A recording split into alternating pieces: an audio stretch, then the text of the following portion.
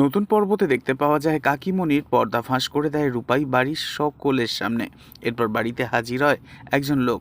সে সকলের সামনে কাকিমণির দিকে আঙুল তুলে বলে, ওই যে উনি উনি আমার দোকানে গিয়েছিলেন ফুড পয়জনিংয়ের ওষুধ আনতে, আর ব্যাপারটা উনি আমাকে সিক্রেট রাখতে বলেছিলেন। এরপর বাড়ির সবাই তো ভীষণ রকমভাবে রেগে যায় কাকিমণির ওপর। কাকিমণির বর ঘর থেকে লাগেজ ব্যাগ নিয়ে এসে কাকিমণিকে বলে, তোমার সমস্ত জিনিস এই লাগেজ ব্যাগে ভরা আছে, তাই এবার নাও, বেরিয়ে যাও এই ঘর থেকে। এরপর দেখা যায় জেঠুমণি রেহানের সামনে হাত জোর করে ক্ষমা চায়, রেহানকে বলে, তুই আমায় ক্ষমা করে দে। তখন রেহানের মা পাশ থেকে বলে ওঠে, আমি আগে শাস্তি চাই, ওকে বাড়ি থেকে তাড়াবার আগে সবাই ওকে শাস্তি দাও।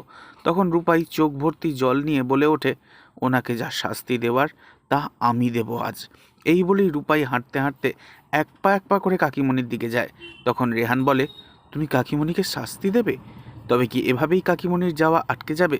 কি অপেক্ষা করছে এবার রূপাইয়ের ভাগ্যে? নেক্সট আপডেট জানতে এক্ষুনি সাবস্ক্রাইব করে আমাদের সাথেই থাকবেন। ধন্যবাদ।